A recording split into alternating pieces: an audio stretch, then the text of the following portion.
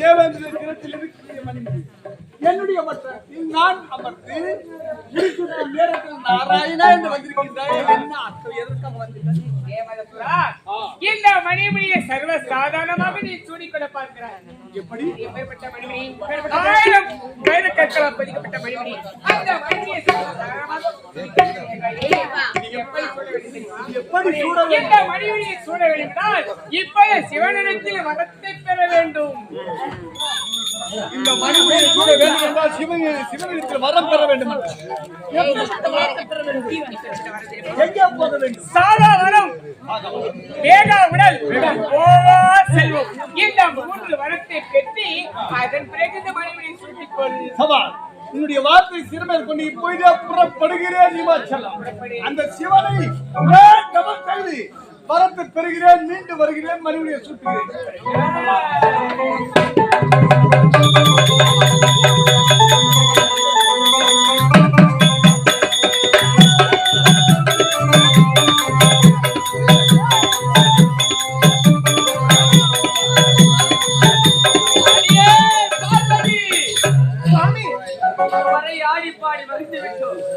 ஆனால் இந்த பாறைக்கும் படியளக்கும் நேரம் வந்து விட்டது. இப்பொழுதே புறப்படுகின்றேன். பாமர மக்களுக்கு படியது அளக்க வேண்டும். விடையை கொடு சுவாமி. பாமர மக்களுக்கு படியளந்தீங்களா? படியளந்து வந்துவிட்டதே எனக்கு தாமதமாக இருந்தது. அப்படியா? உண்மையாகவே சுவாமி. இருந்தாலும் எனக்கு ஒரு சிறிய சந்தேகம். ஆனால் இந்த ஒரு தீவிரவாதிக்கு படியளக்கவில்லை. பார்வதா, என் மீது சந்தேகமா? உண்மையாக நிச்சயமாக படி அளந்து விட்டேன். அப்படியா? உண்மைதான். சோதனை செய்யலாமா? சத்தியமாகவே செய்துப்பா. அப்படியா? அப்படியா சுவாமி.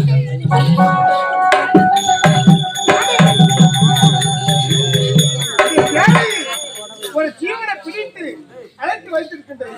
இந்த ஜீவனுக்கு நீங்க படி அழைத்துக்கலாம். இதே சோதனை செய்யப்படுகிறேன். பார்வதா, கல்லுக்குள் இருக்கும் தேரைக்கும் கருவிற்குள் இருக்கும் உயிருக்கும் அளந்து படியளப்பவன் இந்த பரமன். என் மீது சந்தேகமா? இப்பொழுதே உனது சோதனையை தொடங்கு. அப்படியா? அப்படியா?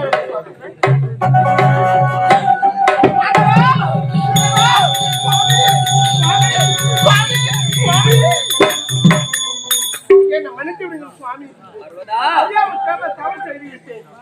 பார்வதா, இப்பொழுதாவது புரிந்ததா? இந்த உலகத்திலே பரமன் தான் சிறந்தது, சிவனே சிறந்தது என்று இப்பொழுது புரிந்ததா உனக்கு? சுவாமி, போதும் நிறுத்துங்கள். இந்த உலகத்திலே சக்தி தான் சிறந்தவள். இந்த சக்தியிலே இந்த சிவம் இல்லை. கிடையவே கிடையாது. சிவமே சிறந்தது.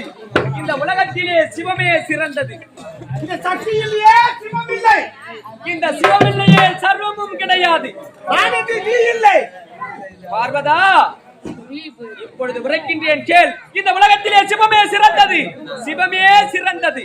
சுவாமி, நீங்க சிவன் சொல்லுகிறே, நான் கேட்கின்ற கேள்வி உங்களை பதில் பண்ண முடியுமா?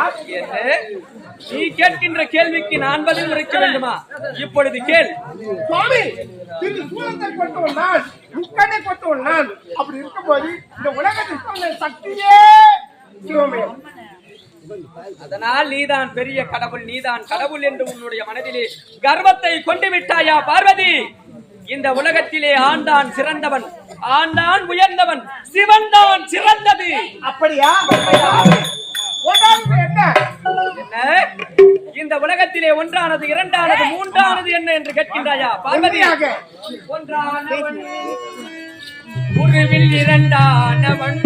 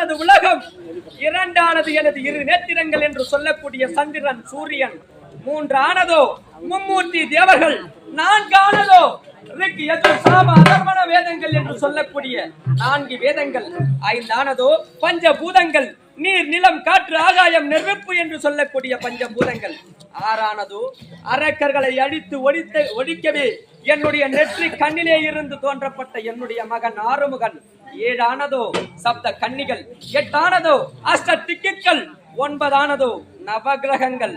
ஆனால் இந்த 9ற்கும் ஆதாரமாக இருக்கக்கூடிய என்னது தெரியுமா உனக்கு? பத்தானவன் நெஞ்சில்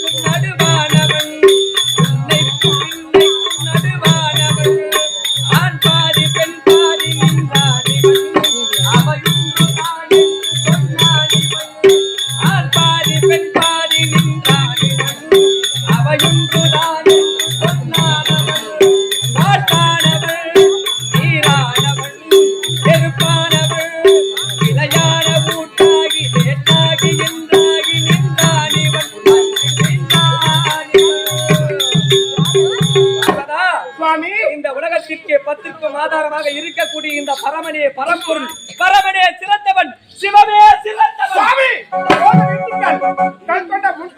காலத்து உருவாந்த ஆதி சக்தியே, இந்த ஆதி சேர்ந்த உலகமே கிடையாது. பார்வதா, என்னை படைத்தது நீதான் என்று நான் ஒப்புக்கொள்கின்றேன். ஆனால் இந்த உலகத்திலே முந்தி முதல் தோன்றினாய் என்று சொன்னாயே, இந்த உலகத்திலே ஆதி சக்தியாய் அரை நிர்வாண கோலத்துடன் நீ பிறந்திருக்கலாம். ஆனால் பிறந்த முதலே என்னை எப்படி படைத்தாய் அதை சொல்லு சுவாமி. பார்வதா, கங்கை கரைக்கு சென்று மண்டியிட்டு மணலை குவித்து ஓம் என்னும் ரீங்காரத்திற்கு பிண்டத்துக்கு உயிர் கொடுத்தாயே, அந்த கங்கை கரைக்கு செல்ல வைத்தது நான். இருள் சூழ்ந்த உலகத்திலே உனக்கு வெளிச்சத்தை கொடுத்தது யாரடி? இந்த பரம்பொருள், இந்த பரமனே சிறந்தவன். சுவாமி, இந்த பாமர மக்கள் அம்மா எப்படி அழைக்கிறாங்களா? அம்மா எப்படி அழைக்கிறாங்களா? ஓ, தாய்தான் என்று ஒரு குழந்தை முந்தி முதலாக அழைக்கின்றது. அம்மா என்று அழைப்பதனால் இந்த உலகத்திலே நீதான் முதல் தெய்வமா? உண்மையாக அடியே, தாய் தாய் என்று அடித்துக் கொள்கின்றாயே, ஓர் நாள் தினத்திலே இந்த உலகத்திற்கு படி அளக்க வேண்டும். பார்வதா, எனக்கு விடை கொடு என்று உன்னிடத்திலே கேட்டேன். சுவாமி, எப்பொழுதுமே படியளந்து வருகின்றேன், படியளந்து வருகின்றேன் என்று சொன்னாயே, இப்பொழுது நானும் தங்களுடைய வருகின்றேன் என்று சொன்னாய். என்னுடைய தேவி வருவதென்றால் நானும் ஒப்புக்கொண்டேன். பார்வதா, அந்த பாண்டிய மன்னனின் கானக மார்க்கமாக செல்கின்ற பொழுது அந்த கானகத்திலே அக்னி தீயானது கொழுந்து விட்டு அந்த கானகமே பற்றி எரிந்தது. அப்படி எரிந்து கொண்டிருக்கின்ற வேளையிலே ஒரு பெருத்த பன்றியானது 10 குட்டிகளை இன்று அந்த அக்னி தீயிலே அந்த குட்டியை எப்படி காப்பாற்ற முடியும் என்று மனதிலே எண்ணத்தை கொண்டு அதே அக்னி தீயில் தனது உயிரை மாய்த்துக் கொண்டது.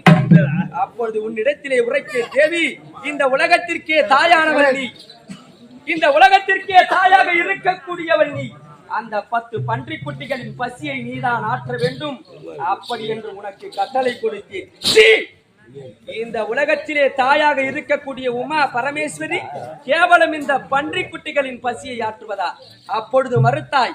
அப்பொழுது உனக்கு சாபத்தை கொடுத்தேன். எப்பொழுது இந்த பன்றி குட்டிகளின் பசியை ஆற்ற மறந்தாயோ, இன்று முதற்கொண்டு இந்த உலகத்திலே நீ தாயாக இருக்கவே கூடாது அப்படி என்று சாபத்தை கொடுத்தேன். ஆனால் அந்த பன்றி குட்டிகளின் பசியை நான் எப்படி ஆற்றினேன்? அதே பெருத்த பன்றி அவதாரம் எடுத்தேன். பெரிய ஆண்டவனாக அவதாரம் எடுத்து அந்த பன்றி குட்டிகளின் பசியை நான் ஆற்றினேன். அப்படி இருக்கின்ற பொழுது எப்படி நீ இந்த உலகத்திற்கு தாயாக இருக்க முடியும்?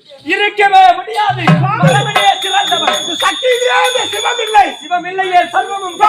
இந்த விண்ணை படுத்தவன் நான், இந்த மண்ணை படுத்தவன் நான். ஏன் பாவர மக்களை படுத்தவன் அதையும் தன்னாலே